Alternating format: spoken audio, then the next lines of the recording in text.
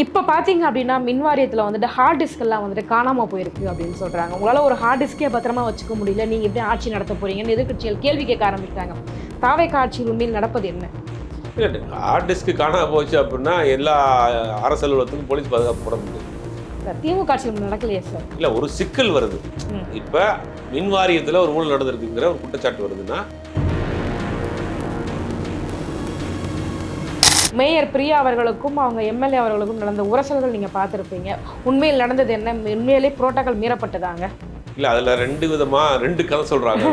நம்ம வீடியோ காட்சிகள் தான் பார்க்குறோம்.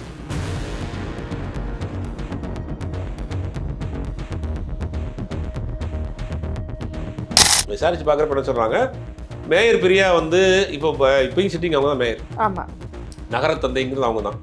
அப்போ கார்பரேஷன் கண்ட்ரோல் இருக்கக்கூடிய ஒரு ஸ்கூலில் ஒரு புது கட்டிடம் திறந்து அவங்க தான் முதல்ல குத்து விளக்கு ஏற்றணும். அவங்க புரோட்டோகால் படி அவங்க குத்து விளக்கு ஏற்றுட்டாங்க. அடுத்து வந்து அந்த ஆணையர், அரசாங்கத்தினுடைய அதிகாரி இருக்கக்கூடிய ஆணையர், அப்போ அந்த பகுதியினுடைய சட்டமன்ற உறுப்பினர். இப்போ எங்கே சிக்கல் வரும் அப்படின்னா, ஆனால் இங்கே என்ன நடந்திருக்குன்னா ஆரம்பத்திலேருந்தே அவங்களுக்குள்ள ஒரு முட்டல் முதல் ரிப்பன் கட் பண்ணதுலேருந்து ஆரம்பிச்சிருக்கு. ஆமாம், இந்த மாதிரி ஒரு பக்கம் அவங்க அந்த மாதிரி ஒரு கட் பண்ணுறாங்க. அப்போ யார் அதிகாரம்ங்கிற அவங்களுக்குள்ள ஒரு போட்டி. நேர்களுக்கு வணக்கம். இன்றைய நேர்காணலில் நம்மோடு இணைந்திருக்கிறார் மூத்த பத்திரிகையாளர் திரு சுபேர் அவர்கள். வாருங்கள் பேசுவோம். வணக்கம் சார். இப்போ பார்த்தீங்க அப்படின்னா மின் வாரியத்தில் வந்துட்டு ஹார்ட் டிஸ்கெல்லாம் வந்துட்டு காணாமல் போயிருக்கு அப்படின்னு சொல்கிறாங்க. உங்களால் ஒரு ஹார்ட் டிஸ்கே பத்திரமா வச்சுக்க முடியல, நீங்கள் எப்படி ஆட்சி நடத்த போறீங்கன்னு எதிர்க்கட்சிகள் கேள்வி கேட்க ஆரம்பிச்சிட்டாங்க. தாவேகா ஆட்சியில் உண்மையில் நடப்பது என்ன? இல்லை, ஹார்ட் டிஸ்க்கு காணாம போச்சு அப்படின்னா எல்லா அரசு அலுவலகத்துக்கும் போலீஸ் பாதுகாப்பு போட முடியாது. திமுக ஆட்சியில் நடக்கலையே சார். இல்லை, ஒரு சிக்கல் வருது. இப்போ மின் வாரியத்தில் ஒரு ஊழல் நடந்திருக்குங்கிற ஒரு குற்றச்சாட்டு வருதுன்னா, அப்போ ப்ரிகாஷனாக என்ன பண்ணணும்னா, மின் வாரியத்தில் நடக்கக்கூடிய முக்கியமான டாக்குமெண்ட் எங்கே இருக்குங்கிறத அவங்க வந்து எடுத்து கையில் வைக்கணும். அதுக்கு பாதுகாப்பு போடணும். அதை விட்டுட்டு இன்னும் இந்த மின் வாரியத்திலேயே நடக்கக்கூடிய பிரச்சனையிலேயே மின்வெட்டையே ஏன் நடக்குதுங்கிறத அவங்க எக்ஸ்பிளைன் பண்ண முடியலையே. மின்வெட்டு பிரச்சனை எப்படி நடக்குது? இந்த எப்பயுமே கோடை காலத்தில் அதிகமான யூசேஜ் அதிகமாக இருக்குது. அதனால ஷார்ட்டேஜ் ஆகுது, ஓவர்லோட் ஆகுது, டிரான்ஸ்ஃபார்மர் போகுது. ஆல்ரெடி இபியில் வந்து ஷார்ட்டேஜான மேன் பவர்ஸ் இருக்காங்க, ஆட்கள் பற்றாக்குறை இருக்குது. இதெல்லாம் சரி பண்ணணும். நாங்கள் இப்போ தான் வந்திருக்கோம். சரி பண்ணுறதை விட்டுட்டு அவங்க வேறு காரணத்தை அங்கே இருக்கக்கூடியவங்க சொல்கிறாங்க. அப்போ இது ஒரு ஹார்ட் டிஸ்க்னா அரசாங்கம் தான் பொறுப்பு. அதில் வந்து மாற்று கருத்தே கிடையாது. ஒரு அரசாங்கத்தினுடைய கட்டுப்பாட்டில் இருக்கக்கூடிய ஒரு இடத்துல ஹார்ட் டிஸ்க் காணாமல் போயிருக்குன்னா அங்கே இருக்கக்கூடிய அதிகாரிகள் தான் பொறுப்பு. அப்படி கூட மூன்றாம் நபர் நுழைந்து அந்த ஹார்ட் டிஸ்க்லாம் தூக்கிட்டு போகிற அளவுக்கு அவ்வளோ மெத்தனமாக செயல்படுது அரசு இயந்திரம். இல்லை, அரசு ஊழியர் அவங்க வேலை பார்க்கறது தான் ஒருத்தர் பிடிச்சிருக்காங்கன்னு நினைக்கிறேன். அங்கே இருக்க அப்போ அதே ஆஃபீஸ்க்குள்ளே போயிட்டு வரது தான் ஒரு வேலையை பண்ணியிருக்காரு. இப்போ எல்லாரையுமே நீங்கள் எப்படி இதை வச்சு பார்க்க முடியாதுல்ல. அப்போ அதே அலுவலகத்தில் வேலை செய்யக்கூடிய ஒருத்தர் அந்த வேலையை செஞ்சுருக்காருங்கும் போது அதை வந்து நம்ம எப்படி சந்தேகத்தோட பார்க்க முடியும்? அரசு ஊழியரும் அந்த வேலையை செஞ்சுருக்காரு. அப்போ இது வரைக்கும் நடந்தது இல்லையா? இனிமேல் அதை பாதுகாக்கக்கூடிய வேலை செய்வாங்க. ஆனால் பொறுப்பேற்க வேண்டிய கட்டாயம் அவங்களுக்கு தான் இருக்குது. டெய்லி பார்த்தீங்க அப்படின்னா கிரைம் ரேட் வந்து இன்க்ரீஸ் ஆகிட்டே போகுது. எங்கே பார்த்தாலும் ஒரு கொலையாக இருக்குது, இரட்டை கொலையாக இருக்குது. இன்னைக்கு கூட ஒரு மாணவன் வந்து கழுத்து அறுக்கப்பட்டு கொலை. என்ன நடக்குது தமிழ்நாட்டில்? ஏன்னா சட்டம் ஒழுங்கு சரியில்லை அப்படின்னு சொல்லி தான் இவங்க ஆட்சிக்கு வந்தாங்க. சரி, ஆட்சிக்கு வந்து டைம் கொடுங்க அப்படின்னாங்க. சட்டம் ஒழுங்கை பேணிக்காது கூட டைம் கேட்குறாங்க. இந்த சட்டம் ஒழுங்கு பிரச்சனையை முதல்ல நம்ம போன ஆட்சி காலத்தையும் சொல்லியிருக்கோம், பேசியிருக்கோம். அப்போ நம்மளை வந்து நீ வந்து திமுக ஆதரவாளர் ஊப்பின்னாங்க. இப்போயும் சொல்கிறோம், சட்டம் ஒழுங்கு பிரச்சனை வேறு, டொமஸ்டிக் வயலன்ஸ் வேறு. ரெண்டையும் நம்ம பிரிச்சுக்கணும். சட்டம் ஒழுங்கு லா அண்ட் ஆர்டர் ஃபெயிலியர் அப்படிங்கிறது இதே வார்த்தை தான் நான் சொன்னேன். அப்போ என்னை பூரா திட்டினானுங்க, உன்னை வந்து செம்புடா நீ, திமுக செம்புடா. இப்பயும் சொல்கிறேன், இதே தாவேகா ஆட்சியிலையும் சொல்கிறேன். சட்டம் ஒழுங்கு பிரச்சனை வேறு, டொமஸ்டிக் வயலன்ஸ் வேறு. லா அண்ட் ஆர்டர் ஃபெயிலியர் வேறு, டொமஸ்டிக் வயலன்ஸ் வேறு. அதாவது ஒரு குடும்பத்துக்குள் நடக்கக்கூடிய பிரச்சனைக்கு அரசாங்கம் எப்படி பொறுப்பேற்க முடியும்? ஒரு கணவன் மனைவி சண்டை, வீட்டுக்கு வெளியில் வந்து கணவனும் மனைவியோ அடித்து வெட்டிடுறாங்க, குத்திடுறாங்க. அரசாங்கம் எப்படி பொறுப்பேற்க முடியும்? ஒரு பக்கத்து வீட்டுக்காரன் பக்கத்தில் இருக்கக்கூடிய ஒரு சின்ன பொண்ணை கொண்டு போய் நாசம் பண்ணுறான். இதுக்கு அரசாங்கம் எப்படி பொறுப்பேற்க முடியும்? அரசாங்கம் என்ன செய்யணும் அப்படின்னா, அவனை இமீடியட்டாக அவனை பிடிக்கலாம். ஒரு 8 மணி நேரம் 10 மணி நேரத்தை அவனுக்கு கைது பண்ணுறாங்க. அவனுக்கு உச்சபட்ச தண்டனையை வாங்கி கொடுக்குறாங்க. இதுதான் செய்ய முடியும். அப்போ இங்கே என்ன நடக்குது? ஒரு கலாச்சார சீரழிவு நடந்துகிட்டு இருக்கு. ஒரு 18 வயசு பொண்ணு வீட்டை விட்டு வெளியில் வந்து ஃப்ரெண்டு வீட்டில் தங்கி ஒரு பாரில் போய் குடிச்சிட்டு டான்ஸ் ஆடி அங்கே இருக்க கூட சண்டை போட்டு வெளியில் வந்து கார் ஏற்றி கொலை செய்யப்பட்டிருக்கு. இது எங்கே அவங்க வீட்டிலேயே கண்டிக்காமட்டிருக்காங்க? இது யாரு அரசாங்கம் எப்படி பொறுப்பேற்க முடியும்? அரசாங்கத்தினுடைய வேலை இங்கே எங்கே இருக்குது அப்படின்னா, அந்த பாரில் 17 வயசு பொண்ணு எப்படி அலோவ் பண்ணுங்கிறத மட்டும் கேட்கலாம். மீதி அந்த வீட்டிலேருந்து அவங்க 2 நாளாக அந்த பொண்ணு வெளியே போயிருக்கு, நைட் லேட்டாக போகுது, நைட்டாக போனால் பாரில் ட்ரிங்க் பண்ணிட்டு போச்சுன்னா கூட அந்த வீட்டில் ஏன் கண்டுக்கிறாமல் இருக்கிறாங்க? இது ஒரு நாள் 2 நாள் நடந்திருக்கா? இது ஒரு சம்பவம் தானா? அப்போ இங்கே என்ன நடக்குதுங்க? கலாச்சாரமே ஒரு அழிவு சீரழிஞ்சு போய்கிறது. ஒரு தலைமுறையே வந்து இன்னைக்கு சின்ன பின்னமாக போய் நிற்குது. இதுக்கு அரசாங்கம் மட்டும் பொறுப்பேற்க முடியாது. இது எல்லோருக்கும் பொறுப்பு இருக்குது. சாமானியனாக இருக்கக்கூடிய உங்களுக்கும் எனக்கும் எல்லோருக்கும் இதுக்கு பொறுப்பு இருக்குது. ஒரு ஒட்டுமொத்தமாக ஒரு சமுதாயத்தை மாற்ற வேண்டிய கட்டாயத்தில் இருக்கிறோம். கண்டிப்பாக. இது வட மேற்கிந்திய கலாச்சாரம், இதுதான் நாகரிகம். என் பொண்ணுக்கு சுதந்திரம் கொடுத்துருக்கேன், என் பையனுக்கு சுதந்திரம் கொடுத்துருக்கேன், அவனுக்கு ஒரு லிமிட்டுக்கு மேலே நான் போக மாட்டேன். இந்த தலைமுறைகளை வந்துட்டு உண்மையிலேயே நம்ம கண்ட்ரோல்ல வச்சுக்கிறதுக்கே ரொம்ப போராட்டமா இருக்குன்னு கூட எடுத்துக்க முடியுமா சார்? இந்த தலைமுறை இளைஞர்களை நம்ம புரிஞ்சுக்கிறதுல ரொம்ப புரிஞ்சுக்கிறதுல சிறு வயதிலிருந்து நீங்க விட்டதன் விளைவு. சிறு வயதிலிருந்து விட்டு ஒரு 5 வயசு குழந்தைக்கு நீங்க கையில வந்து சோசியல் மீடியா ஆன் பண்ணி போனை கையில கொடுத்துட்டு நீங்க வேலையை பார்க்க போறீங்க. அது எல்லாமே 10 வயசுக்குள்ள பார்த்து பழகிறது. 12 வயசுல அவனுக்கு வந்து இன்ஸ்டாகிராம்ல ஃப்ரெண்டு பிடிச்சிடறான். அப்புறம் எப்படி நடக்கும் சார்? அதே மாதிரி பார்த்தீங்க அப்படின்னா அந்த போதை மது கலாச்சாரம் வந்துட்டு அதுவும் வந்து கிரைம் ரேட்டுக்கு அதிகம் அப்படி காரணம் சொல்றாங்க. இன்னைக்கு முதல்வர் விஜய் அவர்கள் எடுக்கக்கூடிய இந்த நடவடிக்கைகள் உண்மையிலே வரவேற்கத்தக்க விஷயம் தானே, பாராட்டலாம்ல? எங்க எடுத்திருக்காரு நடவடிக்கை? கிட்டத்தட்ட 700 மதுக்கடைகள் வந்து மூடப்படுறாங்க. நிறைய இடங்கள் எடுத்திருக்காங்க. 717 மதுக்கடைகள் மூடப்படுறதாக ஒரு செய்தி போடப்பட்டது. 717 சொன்னாங்க. ஆமா 717.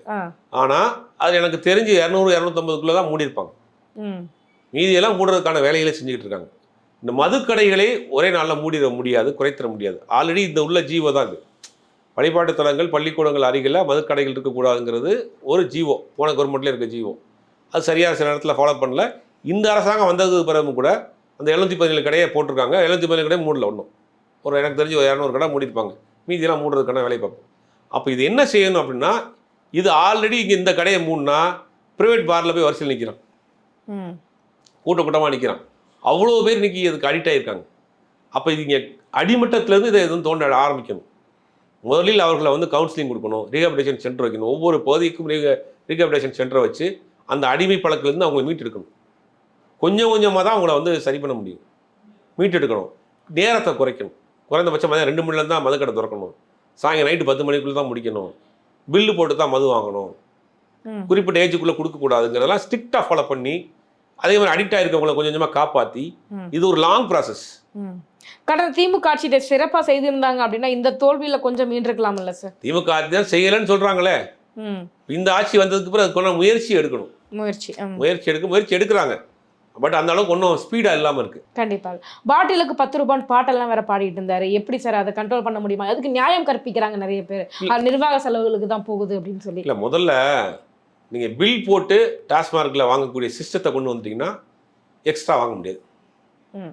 இப்போ செயின்லிங் சூப்பர் மார்க்கெட் இருப்பாங்க, தமிழ்நாடு முழுக்கக்கூடிய சில சூப்பர் மார்க்கெட்டில் போனீங்கன்னா நீங்கள் ஒரு இடத்துல பில் போட்டிங்கன்னா அது ஒட்டுமொத்த ஹெட் ஆஃபீஸ்க்கும் போகும். நீங்கள் இந்த கடையில் இவ்வளோ பில் நடந்திருக்கு. அதுக்கு ஒரு சின்ன சாஃப்ட்வேர் போதும். இப்போ கேரளாவில் பண்ணுறாங்க. கேரளாவில் என்ன பண்ணுறாங்கன்னா, மதுக்கடையில் ஒரு சின்ன ஒரு கேபின் மாதிரி வச்சுருக்காங்க. ஒரு பக்கம் நீங்கள் மது வாங்குறவங்க காசை கொடுத்தோ கார்டை கொடுத்தோ நீட்டினீங்கன்னா ஒரு பில் கொடுக்குறாங்க. அந்த பில்லை இன்னொரு பக்கம் கொண்டு போய் கொடுத்தோம்னா அதை வந்து அவங்க அந்த லிக்கரை கொடுக்குறாங்க. இந்த பில் போடுற பில் வந்து ஒட்டுமொத்த தமிழ்நாடு முழுவதும் கனெக்டாக இருக்குது. ஒரு சாஃப்ட்வேர் ஆட்டோமேட்டிக்காக நைட்டு 10 மணிக்கு அந்த சாஃப்ட்வேர் க்ளோஸ் ஆயிரும். பில் போட முடியாது, வியாபாரமே பண்ண முடியாது, கடை க்ளோஸ் பண்ணிடலாம். அப்போ எக்ஸ்ட்ரா விற்க முடியாது, எக்ஸ்ட்ரா டயத்துக்கு விற்க முடியாது, அந்த குறிப்பிட்ட ஏஜுக்குள்ளே தான் வாங்க முடியுங்கிற நம்ம அந்த இது வந்துடும். அதே ஒரு சிஸ்டமேட்டிக்காக பண்ணிட்டாங்கன்னா இது போயிடும். அதை விட்டு ஒரே நாளில் 10 ரூபா குறைச்சிட்டாரு, இல்லை இந்த ஆட்சியில் 20 ரூபா எக்ஸ்ட்ரா வாங்குறாருன்னா இது நடக்கத்தான் செய்யும். நீங்கள் ரீட்டைல் வர்த்தகத்தில் இந்த மாதிரியான குளறுபடிகள் நடக்கும். அது கவர்மெண்ட் என்டர்பிரைசஸாக இருக்கிறப்ப இதை கண்ட்ரோல் பண்ணுறதுக்கு இதுக்கு ஒரு ஆள் போடணும். நீங்கள் உதாரணத்துக்கு இதுக்கு ஒரு ஸ்குவாடு போடணும். போட்டு 10 ரூபா வைக்கிறாங்கன்னு பார்க்கணும். இது தேவையில்லாத செலவு தானே இது. சார் அதே மாதிரி பார்த்தீங்க அப்படின்னா இப்போ திருச்சியில் அவர் சமீபத்தில் பேசியிருந்தார். அவரோட உடல் மொழியாகட்டும் இல்லை அவர் பேசிய விதமாகட்டும் நிறைய பேருக்கு வந்து ஒரு அவர்ஷனை வந்து ஏற்படுத்தியிருக்கு. என்ன இப்படிலாம் ஒரு சிஎம் பேசுகிறாரு அப்படின்னு. ஓவராலாக அவருடைய ஸ்பீச் பற்றி உங்களுடைய கருத்து என்ன? இல்லை, அதுக்கு முன்னாடி வரைக்கும் பேசுனதெல்லாம் ஓகே. அவர் ஒரு அரசியல்வாதியாக அரசியல் கட்சி தலைவராக பேசினார். முதலமைச்சராக வந்ததுக்கு பிறகு அவர் வாக்களித்தவர்களுக்கும் அவர் தான் முதலமைச்சர், வாக்களிக்காதவர்களுக்கும் அவர் தான் முதலமைச்சர். அதை மனதில் வைத்து அவர் பேசணும். அதாவது போன முறை ஏற்கனவே சொன்ன மாதிரி கண்ணு கட்டி தூர வரை எதிரிகளே இல்லைன்னு சொன்னாங்க ஜெயலலிதா. அதுக்கு பிறகு அவங்களே இல்லை. எந்த கொம்பனாலே என்னை வீழ்த்த முடியாது. நாங்கள் திமுகவை புதுசாக கட்சி ஆரம்பிச்சு திமுக காலி பண்ணி விட்டாங்க. பார்வையாளர் மாடத்தில் கூட நீங்கள் இருக்க மாட்டீங்க, நாடாளுமன்றத்துக்குள்ளே வரமாட்டீங்கன்னு ராகுல் காந்தியை பார்த்து தான் இந்தியாவுடைய எதிர்க்கட்சி தலைவரானார். அப்போ ஒரு நீங்கள் ஜெயிச்சிட்டீங்க, ஒரு வெற்றி உங்களுக்கு கிடைச்சிச்சுன்னா அந்த மமதியிலே ஆடக்கூடாது. எந்த கட்சிக்கு வேலையே இல்லை, அல்லு சில்லு, அந்த கட்சியெல்லாம் எலெக்ஷன் முன்னாடி வேலை இல்லை, இனிமேல் வேலை இல்லை. இது வந்து ஆணவம் அழிவை தரும். பதவி வரும்போது பணிவு வர வேண்டும். உங்கள் வேலையை நீங்கள் பார்த்துட்டு போங்க, மக்களுக்கு நல்லது செய்யுங்க, நல்ல பேர் வாங்க, உங்களை மக்கள் தூக்கி வச்சு கொண்டாடுவாங்க. எதுக்கு தேவையில்லாம் இன்னொரு கட்சியை சீனணும்? இது வந்து ஒரு மெச்சூர்ட் இல்லாத தனமாக தான் அது அதிமுக மற்றும் பலர்னு சொல்லி விமர்சிக்கிறது ரொம்ப தவறு, மிகப்பெரிய தவறு. மற்றும் பலர், அல்லு சில்லு, வாயில வந்துரும் அப்படின்னு பேசுறது எல்லாமே ஒரு முதலமைச்சருக்கான அழகு இல்லை. ஆனா அதானே இப்ப இருக்க தலைமுறை ரொம்ப ரசிக்கிறாங்க. ஆஹா எவ்வளவு அழகா பேசல. அது ஒரு கட்டத்துக்கு மேல போர் ஆயிரும். ஒரு கட்டத்துக்கு மேல நீங்க என்ன செஞ்சீங்கன்னு கேட்கறப்ப யார வேற ஒருத்தரை பத்தி பேசிட்டே இருந்தா என்ன பண்ணுவீங்க? பாஜக மேல் மக்கள் மத்திய ஒரு பெரிய ஒரு கட்டத்துக்கு மேல வெறுப்பு வந்ததுக்கு என்ன காரணம்? எதை சொன்னாலும் நேரு தான் காரணம்ன்றாங்க. போன ஆட்சியில் நேரு தான் காரணம்னு சொல்லி அதுவே கடைசியில் வந்து அவங்களுக்கு ஒரு செட்பேக் ஆகுது. அதே மாதிரி நிலைமைக்கு போயிடக்கூடாது. நீங்கள் நான் புதுசாக வந்திருக்கிறேன், நிறைய சிக்கல் நடத்தியிருக்கு, சரி செய்யக்கூடிய வேலையில் இறங்கியிருக்கிறேன், சீக்கிரம் சரி பண்ணிடுவேன், ஏதாவது இடையூறு ஏற்பட்டால் மன்னிச்சுக்குங்க, எனக்கு ஆதரவு கொடுங்க, நான் எடுக்கக்கூடிய முடிவுக்கு எனக்கு சப்போர்ட்டாக இருங்க, எல்லாத்தையும் நான் பார்த்துக்கிறேன். பொறுப்பை தன் பக்கம் ஏற்றுக்கணும். ஏமால பழி போடுறாங்க. என்ன அர்த்தம்? பொறுப்பை நான் ஏற்றுக்கொள்கிறேன், இனிமேல் வராது மாதிரி பிரச்சனைன்னு ஏற்றுக்கிட்டீங்கன்னா அந்த இடத்துல முடிஞ்சு போயிடும். அது ஒரு பாலிசி அரசியல். ரெண்டாவது, எதிர்கட்சிகளை இன்னைக்கு தோற்று போயிருக்க கட்சிகளை சீண்டக்கூடாது. உங்களை நோக்கி அவங்க விமர்சனம் வச்சா நீங்களே பதில் விமர்சனம் வைங்க. அவங்கெல்லாம் லிஸ்டே இல்லை, அல்லுசில்லு, வேலை இல்லை அப்படின்னு பேசுறது வந்து அவர்களுக்கான ஒரு இன்னைக்கு அதிமுக எடுத்துன்னா அதிமுகவுக்கு 1 கோடி ஓட்டு இருக்கு. இந்த தேர்தலையும் 1 கோடி ஓட்டு வாங்கிருக்காங்க. 54 எம்எல்ஏ வச்சிருக்காங்க. நீங்கள் அவங்கள வந்து அவ்வளோ ஈஸியாக இடம் போட்டால் தமிழ்நாட்டில் பல முறை ஆண்ட கட்சியை, இதெல்லாம் தேவையில்லாத வார்த்தை. இதெல்லாம் தவிர்த்து கொள்வது அவருடைய எதிர்காலத்துக்கு நல்லது. மாற்றம் சொல்லி தான் ஆட்சிக்கு வந்தாங்க. உண்மையிலே பார்த்தீங்கன்னா திருச்செந்தூர் கோவிலுக்கு வந்துட்டு அறநிலையத்துறை மினிஸ்டர் வந்துட்டு போகிறார், ரைடு போகிறாரு, அங்கே பணி நீக்கம் செய்கிறாரு, பணியிடை நீக்கம் செய்கிறாரு, மாற்றம் பண்ணுறாரு. அதே மாதிரி பார்த்தீங்க அப்படின்னா கல்குவாரிகளும் மூடப்பட்டுட்டு வருது. நிறைய இடங்களில் ஹாஸ்பிட்டலில் அது மாதிரி ரைடுக்கெல்லாம் போகிறாங்க திடீர்னு. உண்மையிலேயே வந்துட்டு மக்கள் எதிர்பார்க்கறது தானே ஒரு மாற்றம் வந்துருச்சுன்னு எடுத்துக்க முடியுமா? இல்லை, ஒரு நாள் போனால் மாற்றிடுமா? அடுத்த நாள் ஃபாலோ இருக்கணும்ல. ஒரு 4 கேமராவோட பாத்ரூம்குள்ளே போய் கரையா இருக்குன்னு உடனே வந்து சஸ்பெண்ட் பண்ணுறாரு, இது பண்ணுறாரு. அடுத்த நாள் வந்து 2 நாள் கழிச்சு வேற ஒரு கட்சிக்காரன் போய் அதே கேமரா போய் எடுத்து வந்து என்ன பண்ணுவீங்க? அப்போ அது மாற்றம்னா இது அடிப்படையிலேருந்து மாற்றணும். ஏன் அந்த பாத்ரூம்ல இந்த பிரச்சனையா இருக்கு? அப்போ அங்கே ஆள் பற்றாக்குறையா இருக்கா? இமீடியட்டாக ஒரு அப்பாயின்மெண்ட் போடுங்க. ஹாஸ்பிட்டலில் அது நர்சஸ் பற்றாக்குறையா இருக்கா, ஷார்டேஜாக இருக்கா? அப்போ அதுக்குண்டான வேலையை செய்யுங்க, அவாய்ட் பண்ணும். ரெண்டாவது, அரசு ஊழியர்களை இந்த மாதிரி ஆசிரியர்களை வந்து நீங்கள் வந்து கேமரா எடுத்துகிட்டு போய் காட்டுறப்ப அவங்களுக்கு ஒரு குடும்பம் இருக்குல்ல. யாரையுமே அவங்களுடைய பெர்மிஷன் இல்லாமல் நீங்கள் ஃபோட்டோ எடுக்கக்கூடாது, வீடியோ எடுக்கக்கூடாது. இப்போ நீங்கள் எடுத்து நீங்கள் சோஷியல் மீடியாவில் அதை ஒரு வைரலாக பிஜிஎம்லாம் போட்டு கட் பண்ணி போகிறப்ப அவங்க என்னென்ன அவங்களுக்கு குடும்பம் இருக்கு இல்லையா பின்னாடி, அதெல்லாம் இருக்குது. அதிரடி அரசியல் மாதிரி தெரிஞ்சாலும் கூட ஆக்கப்பூர்வமான அரசியல் பண்ணணும். ஆனால் அவர்களை ரசிக்கிறவர்களுக்கு கொண்டாடுறாங்க. உடனே நடந்துச்சு, சினிமா நடந்த மாதிரி உடனே சஸ்பெண்ட் பண்ணிட்டாரு, உடனே அவர் ஆக்ஷன் எடுத்தார். நாளைக்கு என்ன நடக்கும்? ஒரு வாரம் கழிச்சு வேற ஒருத்தர் இடத்துல போய் வீடியோ எடுத்து போறாங்கன்னு வச்சுங்க, மாட்டிக்கிறோங்க. இப்போ அப்படித்தான் டாஸ்மாக்ல பண்ணாங்க. அவசரமா 717 கடையை மூடிட்டாங்கன்னு சொல்லிட்டு காலைல 10 மணிக்கு போய் வீடியோ எடுத்து போட்டான். 11 மணிக்கு போய் கடை திறந்து வீடியோ எடுத்து போயிட்டான். இப்போ அதெல்லாம் நிறைய சிக்கல் இருக்கு. ப்ராக்டிக்கலா ஒரு பிரச்சனையை ஒரே நாள் சரி செய்ய முடியாது, மேஜிக் பண்ணி நடத்திட முடியாது, ஒரே நாள் அமைச்சர் மாற்றிட முடியாது. அதுக்கு காலம் வேணும், டைம் எடுத்துக்கணும், அதுக்கு நிறைய ப்ராசஸ் இருக்கு. கண்டிப்பாக அதை செய்யணும். ஸோ இனி வருங்காலங்களில் அரசு ஊழியர்கள்லாம் பார்த்தீங்க அப்படின்னா இப்போ எப்போவுமே திமுகவுக்கு தான் பெரும்பாலும் ஓட்டு போடுவாங்க. ஆனால் இந்த முறை பார்த்தீங்க அப்படின்னா அரசு ஊழியர்கள் அப்படியே வந்துட்டு தாவேக பக்கம் வந்து மாறிட்டாங்க. ஸோ என்ன எதிர்பார்த்து ஓட்டு போட்டிருக்காங்க? நிறைய ஒர்க் ப்ரெஷர் அதிகமாச்சு திமுக ஆட்சியில். ப்ரெஷரை விட அரசியல்வாதிகளுடைய தாக்கம் இருந்துச்சு, அரசியல்வாதிகளுடைய இன்ஃப்ளூயன்ஸ் இருந்துச்சுங்கிறாங்க. ஆனால் இந்த அரசாங்கத்தில் அது மாதிரி தானே இருக்கு. அவங்களா தெரியாம இன்ஃப்ளூயன்ஸ் பண்ணாங்க. நீங்க தெரிஞ்சு கேமராவோட போய் நிக்கிறீங்களே, மக்களுக்கு தெரிய வேண்டாமா நாங்க இதெல்லாம் பண்ணிட்டு இருக்கோம் அப்படின்றத? அப்புறம் எப்படி மக்களுக்கு தெரியும்? அறிக்கையா கொடுத்துட்டு போயிடலாம். அங்க போய் அவங்கள மிரட்டுற மாதிரியோ அவங்கள இது பண்ற மாதிரியோ அவங்களை வந்து சிறுமைப்படுத்துற மாதிரியான காட்சிகளா வீடியோ எடுத்து போட்டீங்கன்னா எப்படி அரசு ஊழியர்கள் அவங்களுக்கு ஒரு தன்மானம் இருக்குல்ல, அவங்களுக்கு குடும்பம் இருக்குல்ல, தண்டிக்கலாம். அவங்க தவறு செஞ்சா தண்டிங்க, அது மாற்று கருத்து கிடையாது. ஆனா அதுவே வந்து ரெகுலரா பண்றப்ப ஒரு கட்டத்துக்கு அதுவே போர் அடிச்சிடும். என்னுடைய இறுதி கேள்வி, மேயர் பிரியா அவர்களுக்கும் அவங்க எம்எல்ஏ அவர்களுக்கும் நடந்த உரசல்கள் நீங்க பார்த்துருப்பீங்க. உண்மையில் நடந்தது என்ன? உண்மையிலே புரோட்டோகால் மீறப்பட்டதாங்க? இல்லை அதில் 2 விதமாக 2 கதை சொல்கிறாங்க. நம்ம வீடியோ காட்சிகள் தான் பார்க்குறோம். விசாரித்து பார்க்குறப்ப என்ன சொல்கிறாங்க, மேயர் பிரியா வந்து இப்போயும் சிட்டிங் அவங்க தான் மேயர். ஆமாம். நகர தந்தைங்கிறது அவங்க தான். அப்போ கார்ப்பரேஷன் கண்ட்ரோல் இருக்கக்கூடிய ஒரு ஸ்கூலில் ஒரு புது கட்டிடம் திறந்து அவங்க தான் முதல்ல குத்து விளக்கு ஏற்றணும். அவங்க புரோட்டோகால் பிறகு அவங்க குத்து விளக்கு ஏற்றுத்தாங்க. அடுத்து வந்து அந்த ஆணையர், அரசாங்கத்தினுடைய அதிகாரியாக இருக்கக்கூடிய ஆணையர், அப்போ அந்த பகுதியினுடைய சட்டமன்ற உறுப்பினர். இப்போ எங்கே சிக்கல் வரும் அப்படின்னா, அதே கட்சி சட்டமன்ற உறுப்பினர் தான் சிக்கல் வராது. இவங்க வேற சட்டமன்ற உறுப்பினர். இப்போ திமுக சட்டமன்ற உறுப்பினர் பல்லவி அங்கே இருக்கிறாங்க. இதே திமுக சட்டமன்ற உறுப்பினர் திமுகவை சேர்ந்து வந்தாருன்னா முதல் மேயர், அடுத்து வந்து ஆணையர், அடுத்து வந்து சட்டமன்ற உறுப்பினருங்கிற அந்த ஆர்டரில் போயிடும். ஆனால் இது வரைக்கும் அந்த மரபு அப்படித்தான் இருந்திருக்கு, புரோட்டோகால் அப்படித்தான் இருந்திருக்கு அப்படின்றாங்க. ஆனால் இங்கே என்ன நடந்திருக்குன்னா, ஆரம்பத்திலிருந்தே அவங்களுக்குள்ள ஒரு முட்டல் மோதல், இந்த ரிப்பன் கட் பண்ணதுலேருந்தே ஆரம்பிச்சிருக்கு. ஆமா, இந்த மாதிரி ஒரு பக்கம் அந்த மாதிரி ஒரு கட் பண்ணுறாங்க. அப்போ யார் அதிகாரம்ங்கிற அவங்களுக்குள்ள ஒரு போட்டி. ஆனால் இப்படி பார்க்குறப்ப, ஒரிஜினலாக பார்க்குறப்ப கார்ப்பரேஷன் கண்ட்ரோல் இருக்கக்கூடிய ஒரு ஸ்கூல்.